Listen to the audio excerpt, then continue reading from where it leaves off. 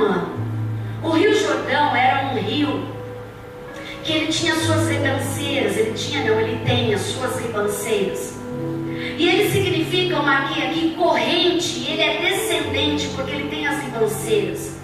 E ele desemboca ali no Mar Morto. E a Bíblia diz que quando, naquela época, Naamã foi se banhar, ele estava ali com muita lama. Ninguém quer entrar numa água suja. Ninguém quer entrar numa água barrenta. Mas às vezes eu vejo tantas pessoas, queridos, às vezes em reportagens na televisão, fazendo qualquer coisa para serem curados fisicamente. E às vezes dentro da igreja, queridos, que nós temos um médico dos médicos. A Bíblia nos garante uma cura permanente, sem sequelas.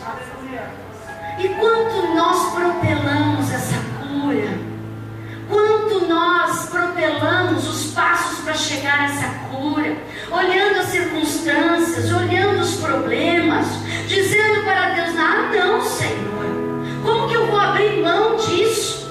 O Rio Jordão é um rio barrento, ele está com lama. Como que eu vou entrar nesse rio diante de todo mundo? Eu tenho orgulho. Eu já passei muitas coisas na minha vida. Eu não preciso passar por mais isso. Quem disse? Aquele homem estava dizendo: eu não quero isso. E quantas vezes a gente bloqueia por causa disso? Essa noite é uma noite de mergulhar, queridos, independente se é barrento, se não é barrento, se é profundo, se é raso, se é frio, se é quente. É desejar uma cura. Mergulhar não é só hoje pegar uma receita e pendurar na geladeira. Quem pendura a receita na geladeira aqui?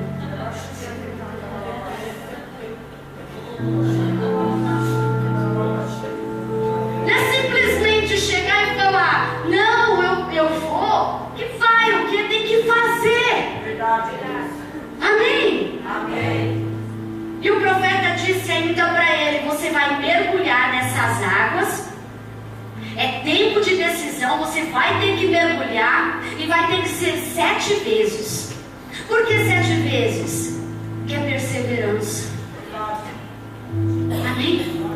É perseverança, queridos. A perseverança, ela mostra que nós temos frutos de obediência e de humildade. Verdade. Quando temos perseverança, nós temos frutos de obediência e de humildade. Amém?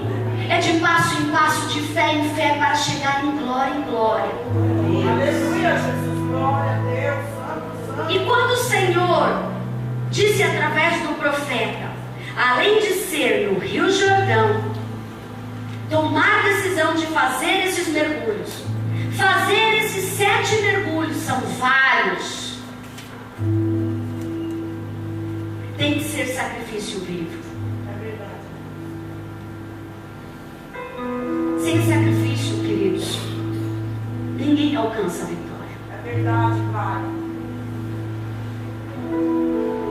A nossa maior vitória em Jesus foi um sacrifício vivo. É verdade, Deus. Naquela cruz. Sim, Deus. Amém? Amém, Jesus, é verdade. Sabe o que Deus queria que Naamã entendesse e nós entendêssemos hoje? Que cada vez que ele mergulhava naquela lama, cada vez que ele mergulhava naquelas águas, e era uma, depois 2, e todos olhando, todos vendo o chefe, o general fazendo isso, mostrando a pele cheia de lepra. Além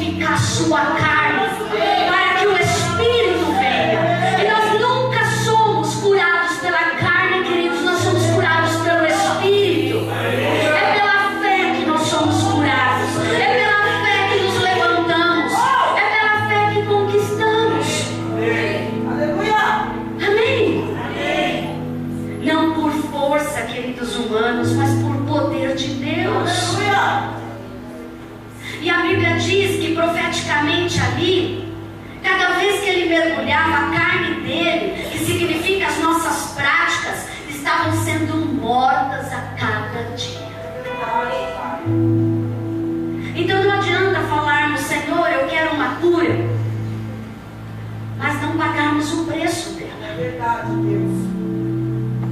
Dizermos, Senhor, eu quero uma cura, mas no dia seguinte a gente pratica as mesmas obras da carne. A gente permite o mesmo sintoma no nosso coração.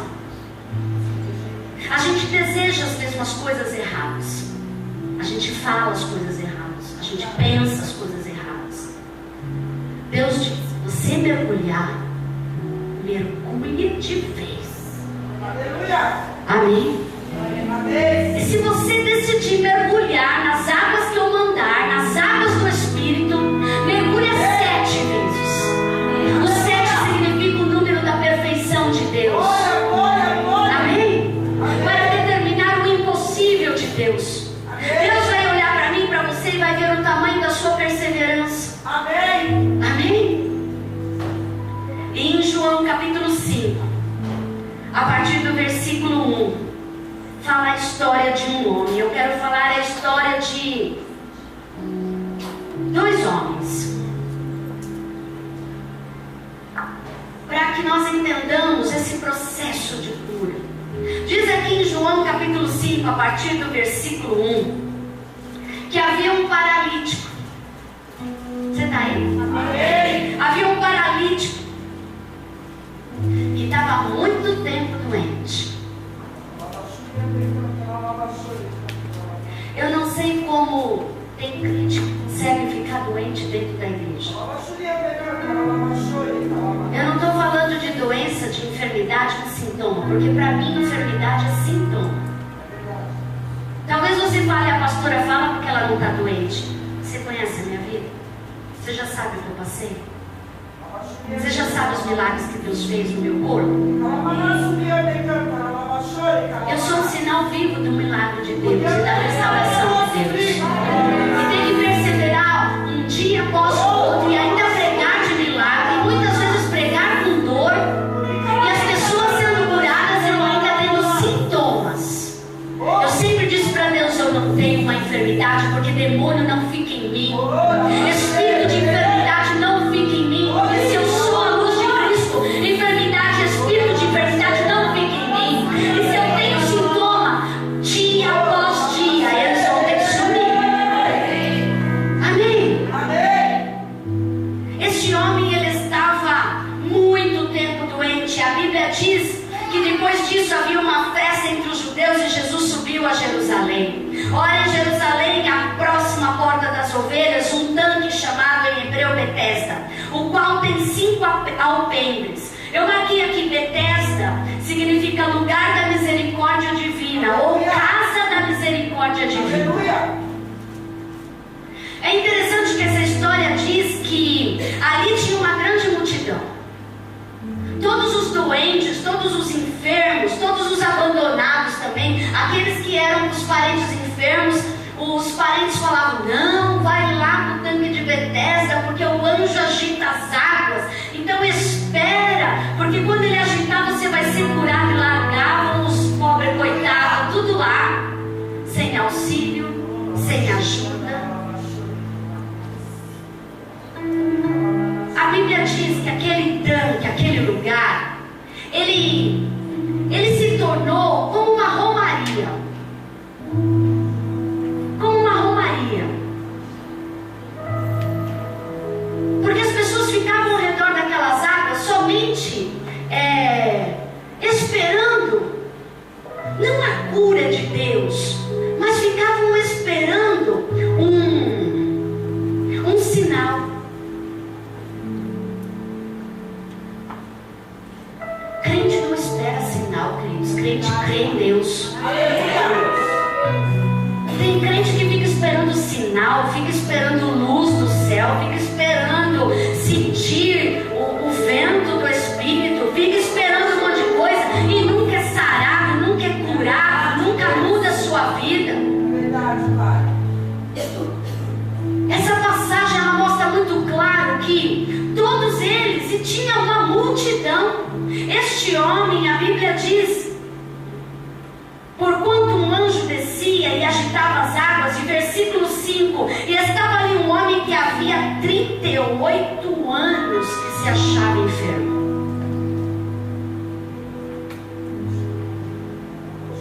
Esses últimos dias Deus está dizendo: crê em Deus. Se creres, verás a glória de Deus.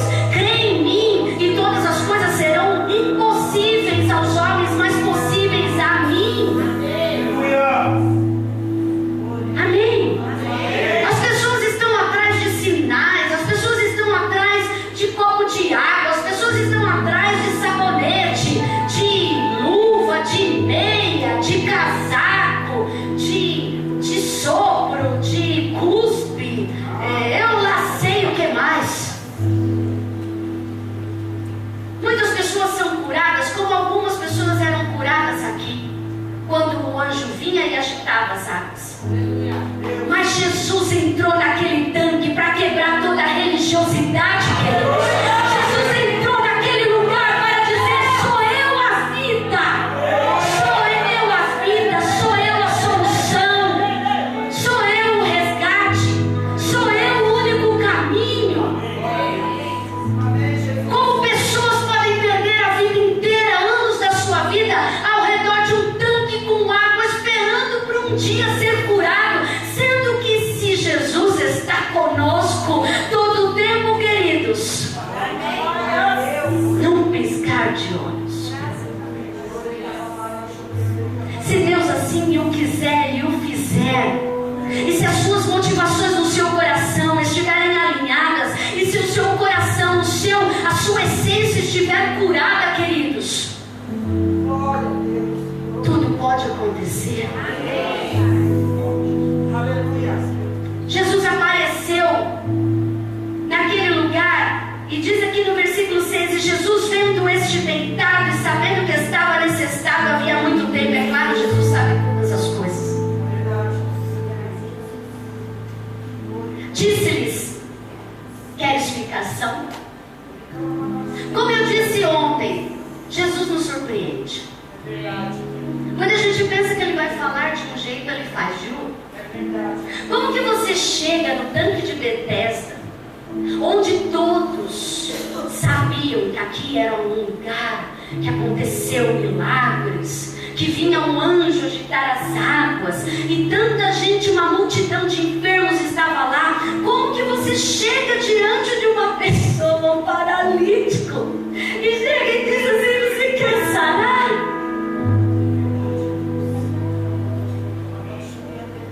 Sabe por que Jesus perguntou verdadeiramente isso para ele? Porque as pessoas pedem cura, mas elas não desejam a cura. Desejar a cura é ter atitudes certas. Desejar a cura é dar o passo certo. Desejar a cura é entrar no Jordão. Desejar a cura é mergulhar 7 vezes. Desejar a cura, queridos, é se despir, é mostrar as mazelas, é mostrar as feridas. Desejar a cura é crer.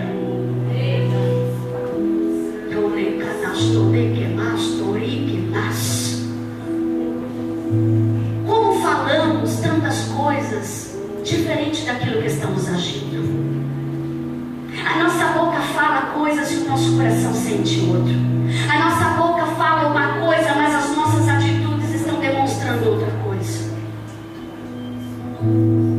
Essa noite é uma noite de realmente Deus, com todo o poder do Espírito Santo em nós, refazer de dentro para fora tudo aquilo que precisa ser ajustado e alinhado, queridos, para que as suas atitudes, o seu pensar, o seu agir, o seu falar sejam coerentes com aquilo que você declara. Amém? Amém. O enfermo respondeu-lhe: Senhor, não tenho homem algum que, quando a água é agitada, me coloque no tanque, mas enquanto eu vou, desce outro antes de mim.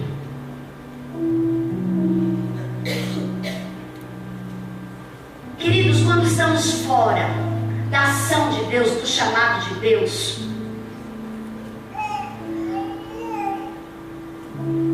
é como Paulo. Você vê na Bíblia que ele orou 3 vezes para que o espinho da carne saísse da vida dele, amém? Amém. Mas você vê um homem que foram presos. E a Bíblia diz que lá no cárcere, presos, a Bíblia não diz que eles ficaram chorando, que eles ficaram ensanguentados, que eles ficaram todos quebrados. A Bíblia diz que eles cantavam. Eles louvavam, eles cantavam. E a Bíblia diz que por causa disso as portas se abriram. As pessoas que ouviram os cânticos se converteram. Você está aí? Queridos, quando nós temos um propósito de Deus, quando nós estamos dentro de um chamado, na visão do chamado, Deus não te deixa doente. Deus, Ele é um Deus de honra. Se Ele permite um espinho na carne, Ele diz como Paulo: escuta, a minha graça te basta, Paulo, porque o meu poder se aperfeiçoa na tua fraqueza, Paulo. Não há homem que teve revelação do céu como você teve. Não houve homem nenhum neste mundo que viu em carne, viu revelações do céu, enxergou a glória como Paulo viu, queridos. Deus é um Deus de honra, queridos. Deus é um Deus de honra.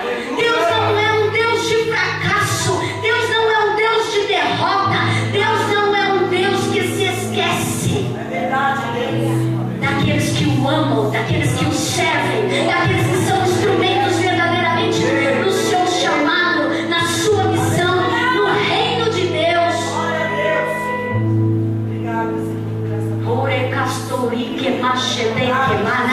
Sabe por que ele curou Naamã? Porque Naamã se converteu.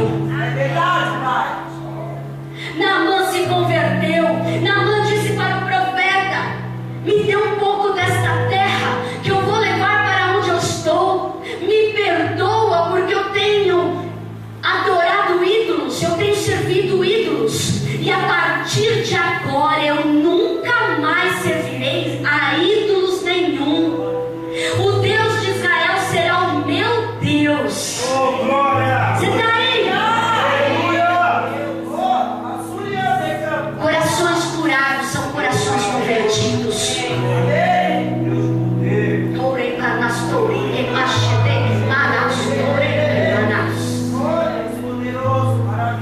Diz que esse homem, quando Jesus ele veio falar com ele, ele começou a dar desculpas e começou a dizer que ninguém levava ele, outros chegavam antes de você. Preste atenção, eu estou acabando. Preste atenção. Se você não se posiciona na missão e no chamado que Deus te deu, outros que se posicionam são curados na sua frente. Aleluia!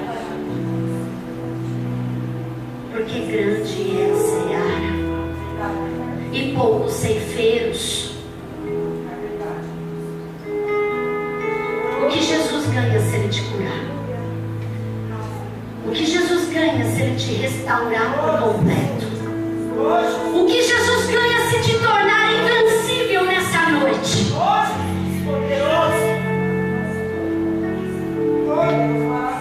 Que você retribui a Jesus. Se o seu coração é um coração mole, como de Davi, um coração segundo Deus, segundo o Pai, segundo o coração de Deus, mas uma pele dura, resistente, infalível, impenetrável. Glória a Deus, obrigado, Pai.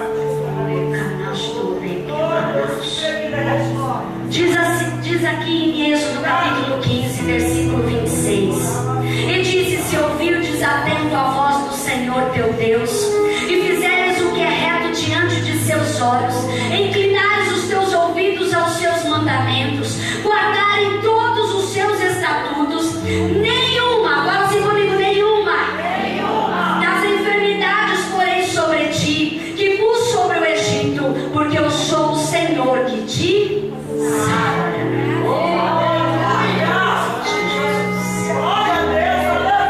Deus tem poder, queridos. Poder canastorique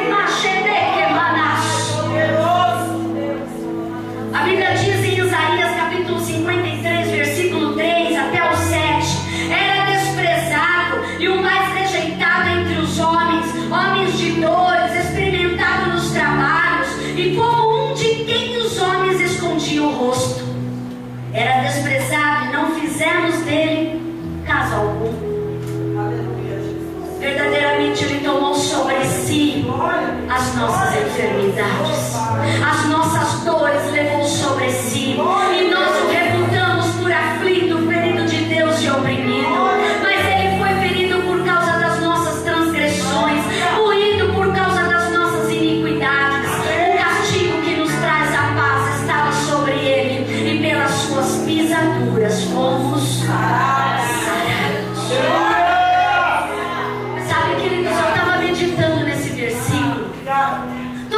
São crentes verdadeiramente conhecem esse versículo. Mas eu parei e eu comecei a meditar quando a palavra diz: e pelas suas pisaduras.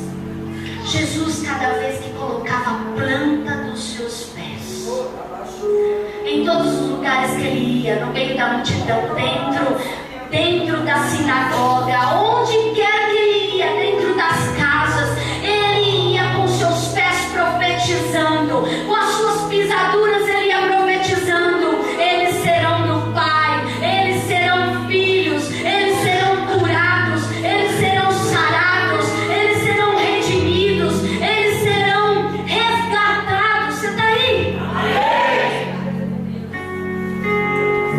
Nós não estamos acostumados com tanto amor, queridos. Por isso que não entendemos tanto amor. Esse amor dentro do nosso coração, Ele coloca, porque nós somos a essência de Deus, nós somos a imagem e semelhança de Deus, e se desejamos ser parecidos com Jesus, Ele faz isso. Jesus profetizava com as suas pisaduras que nós seríamos sarados.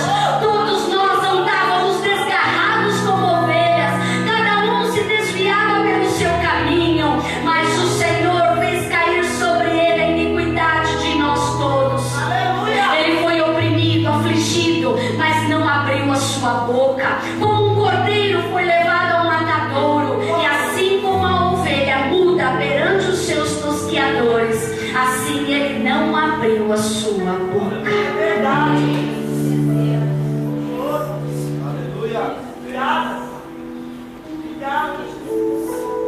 Às vezes queremos refutar tudo aquilo que escutamos. Às vezes queremos falar para provar o que somos. Sabe o que prova o que você é? A essência que sai daqui de dentro. Porque a essência que sai daí de dentro prova quem tu és e quem eu sou.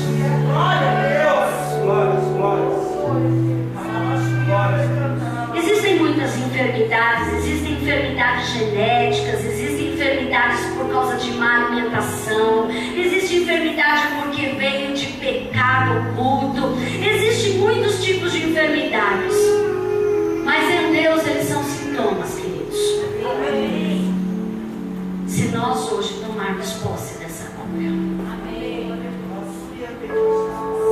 1 Pedro capítulo 2 versículo 21 diz assim: porque para isso sois chamados, pois também Cristo padeceu por nós, deixando-nos o exemplo, para que sigais as suas pisadas, o qual não cometeu pecado, nem na sua boca se achou engano, o qual quando injuriavam, não injuriava, e quando padecia, não ameaçava, mas entregava-se àquele que julga justamente, levando Ele mesmo em seu corpo os nossos pecados sobre o madeiro, para que mortos para os pecados pudéssemos viver para a justiça, e pelas suas feridas fostes sarados. Amém.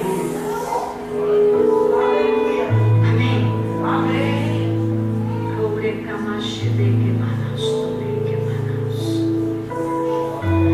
Jesus foi executado, Jesus se entregou para que nós vivêssemos.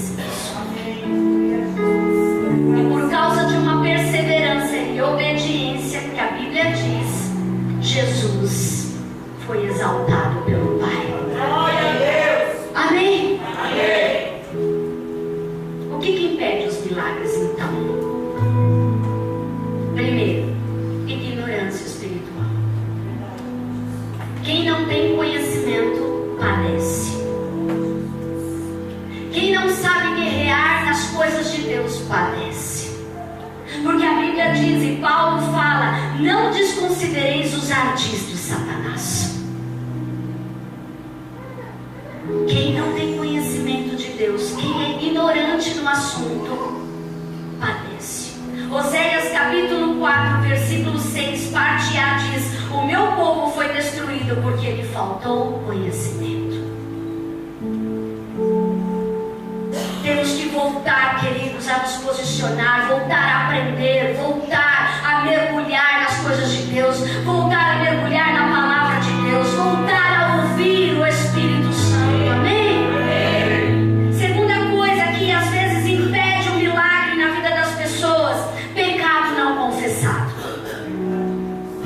Pecado não confessado é como uma sentença de morte.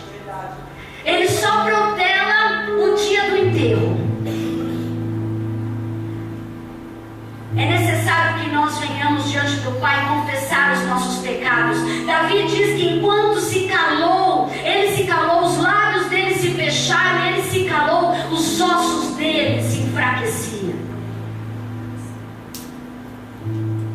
1 João capítulo 1, versículo 9 diz: se confessarmos os nossos pecados, Ele é fiel e justo para nos perdoar os pecados e nos purificar de toda a injustiça. Amém? Amém.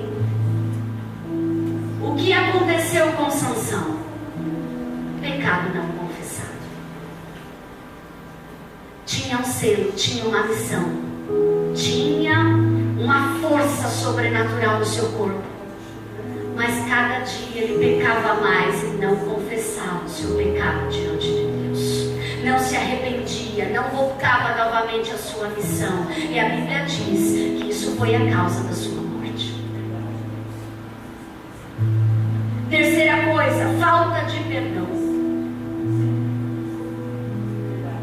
Se não perdoamos verdadeiramente, queridos, além de estarmos ligados com aquele que nos afligiu, lembrando, ressentindo sempre, falando sempre das mesmas coisas. É difícil conversar com uma pessoa que sempre fala as mesmas coisas, né? Tem gente que está com mal de Alzheimer com 20 anos. Porque às vezes uma pessoa idosa, ela, fica com a mente mais fraca. Então ela tem lembranças antigas só. Então ela chega para a neta, que tem já 30 anos e filho, e fala: nossa, minha netinha, neném. Ela lembra da época que a menina nasceu. Ela tem lembranças antigas e fala sempre as mesmas coisas. Aí você olha e fala assim: tá de miolo mole. É a idade. Tem muita gente nova sem Deus. Gaga. Não muda o disco, não muda a música, está na mesma batida.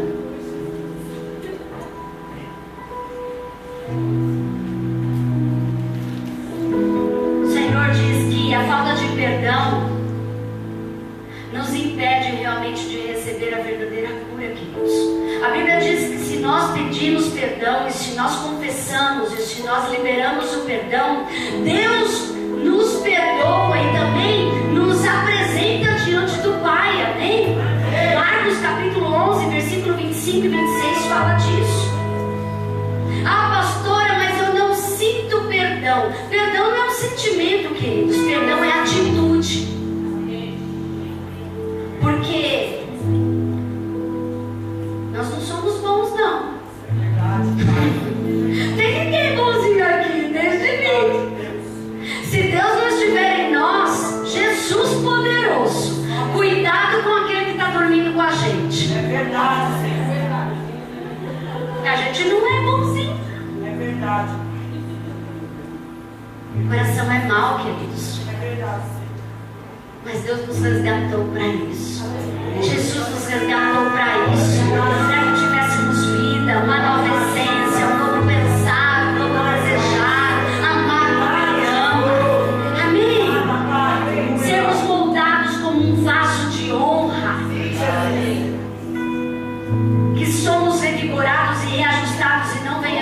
quebrar outros vasos. Que gente que não perdoa quebra um monte de vaso, gente. É verdade, Senhor. Sai quebrando vida por aí.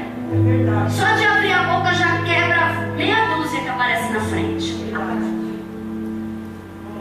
Quarta coisa, que muitas vezes impede o milagre: o envolvimento com o ocultismo. O que é isso, pastor? Macumba pega? Pega. Enquanto você não tem Deus. É verdade, Jesus.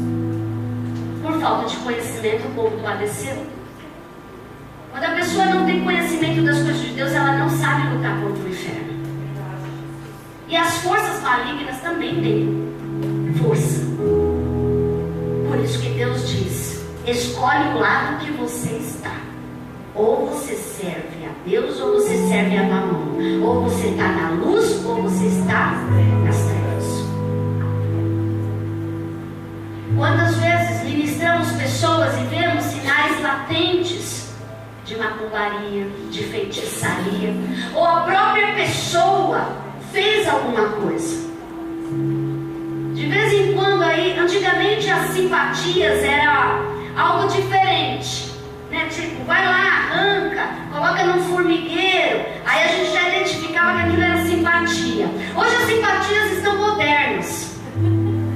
E as pessoas estão fazendo, os crentes estão fazendo. Aí você fala: nossa, isso aí é mandinga. Isso aí é mandinga, isso é feitiçaria. Isso não é de Deus, não. Faz vínculos, abre brechas diante do inimigo. E quando temos brechas, as setas vêm, queridos. Não abra brechas. Essa noite é uma noite de limpar qualquer tipo de envolvimento, amém? Quinta coisa que nos impede a cura: maldição familiar. Espíritos hereditários familiares que estão de geração em geração. Ai, o meu filho, ele tem tendência à dependência.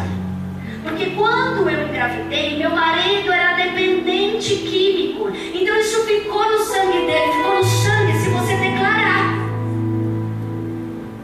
Você está aí? Amém. Ficou no sangue o que? O sintoma ou o demônio?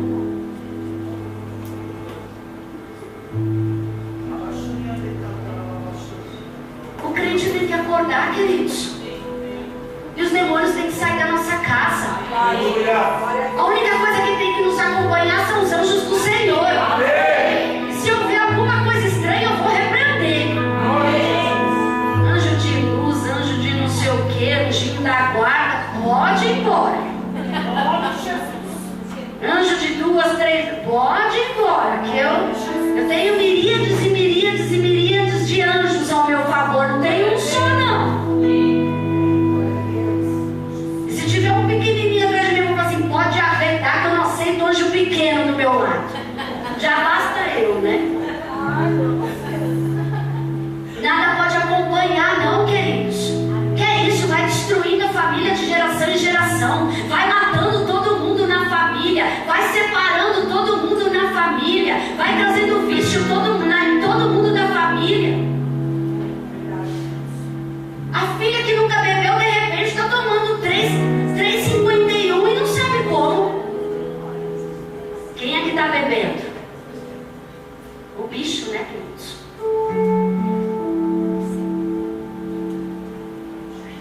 Nós não podemos deixar isso entrar na nossa vida e nem na nossa casa, queridos.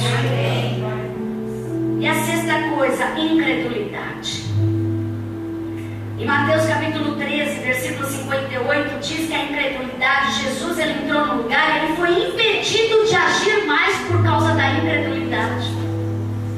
A Bíblia diz que ele não operou mais milagres por causa da incredulidade. Incredulidade é dúvida. Incredulidade paralisa. Diz aqui em Marcos capítulo 9, versículo 19: e ele respondendo lhe disse: ó geração incrédula, até quando estarei convosco? Até quando vos sofrereis ainda? Trouxeram-lhe, e quando ele ouviu, logo o espírito o agitou com violência, caindo endemoniado por terra, revolvia-se espumando, e perguntou ao pai sucede isso? E ele lhe disse: desde a infância.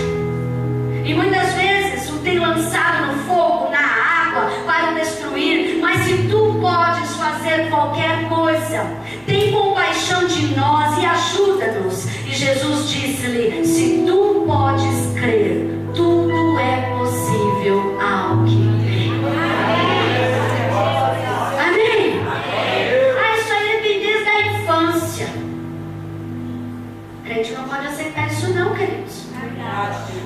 Amém? Amém. Ele sempre foi assim. Deus sonhou com ele assim? Não. Claro que não. E no versículo 24, e logo o pai do menino, clamando com lágrimas, disse: eu creio, Senhor. Ajuda na minha incredulidade.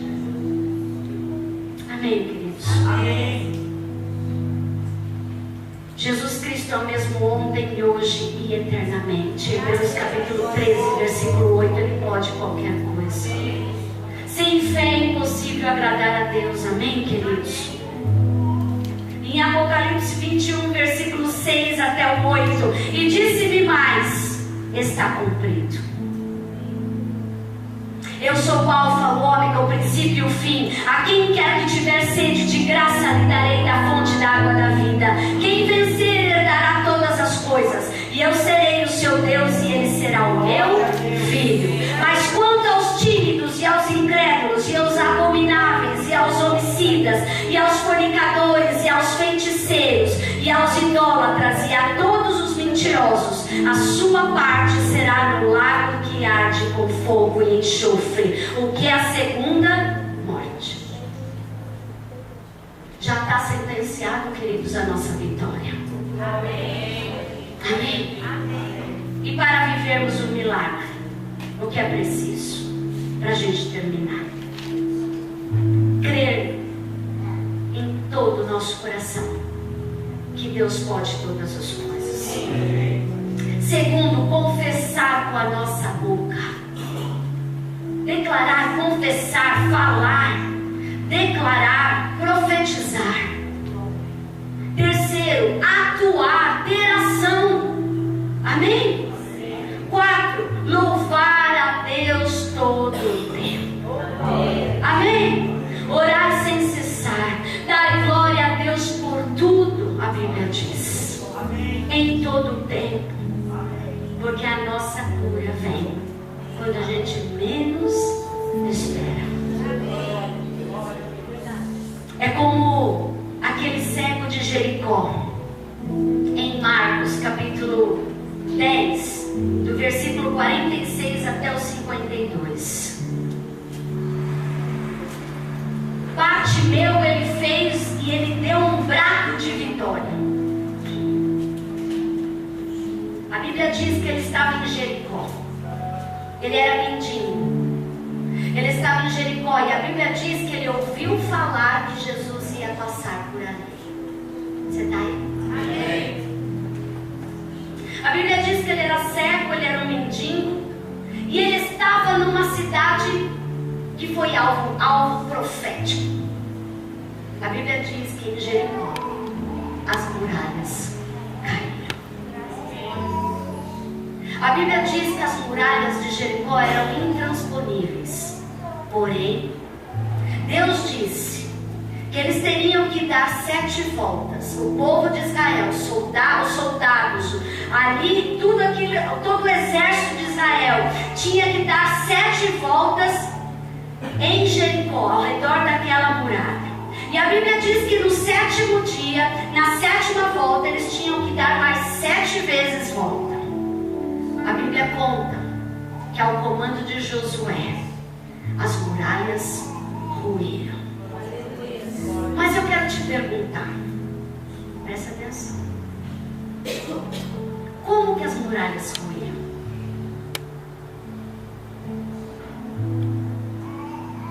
A Bíblia diz que as muralhas ruíram quando eles gritaram.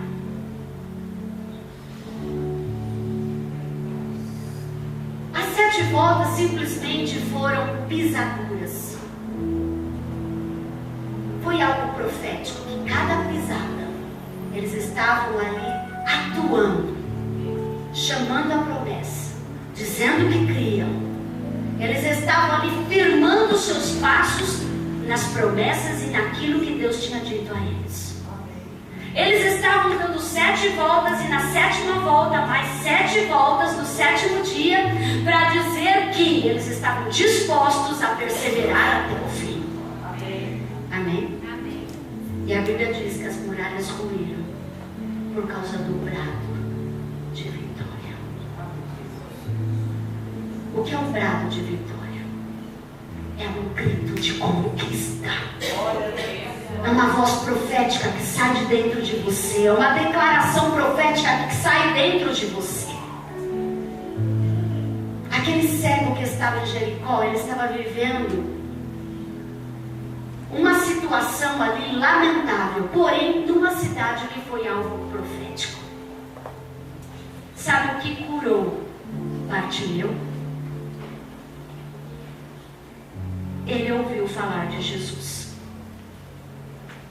Ele estava sentado.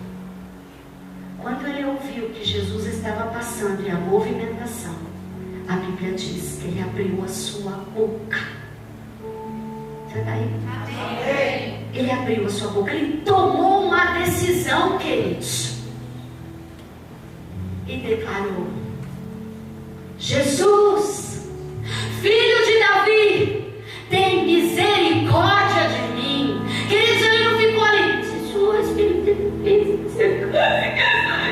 tem gente que, né, vive aquela dor, né, aquele drama, né, que ninguém entende, nem o diabo nem Deus. Não, deixa ele falar então, a gente espera ele falar para ver se sou eu ou é você que vai agir.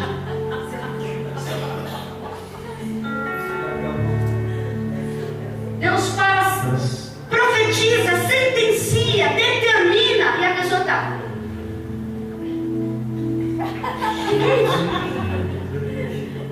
Aí o diabo fala assim: peraí, eu vou lá mais perto para escutar se eu entendo. Olha, eu não entendo gemidos inexprimíveis. Quem entende gemidos inexprimíveis é o Espírito Santo de Deus. Não dá para atuar desse jeito, nem de um lado nem do outro. O que você quer nessa noite? Foi isso que Deus perguntou para mim. O tamanho do seu desejo é o tamanho da sua atitude. Amém? Amém.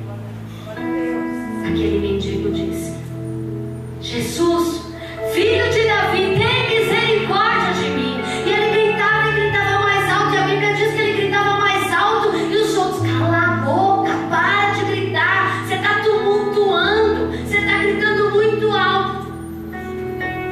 E ele continuou a chamar. Ele continuou a decretar. Ele não desistiu. Querido, você acha que quando na 7ª volta o povo de Israel começou a dar um grito de vitória, o povo que estava, o exército que estava em Jericó, numa muralha intransponível, eles olharam e falaram: tá tudo louco, olha os povos lá, gritando à toa, não sabe nem guerrear, estão gritando de vez de guerrear.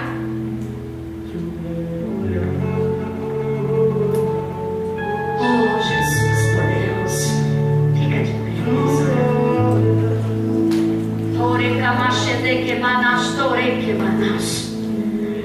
Pai querido, tudo aquilo que sai da nossa boca, tudo aquilo que vamos profetizar,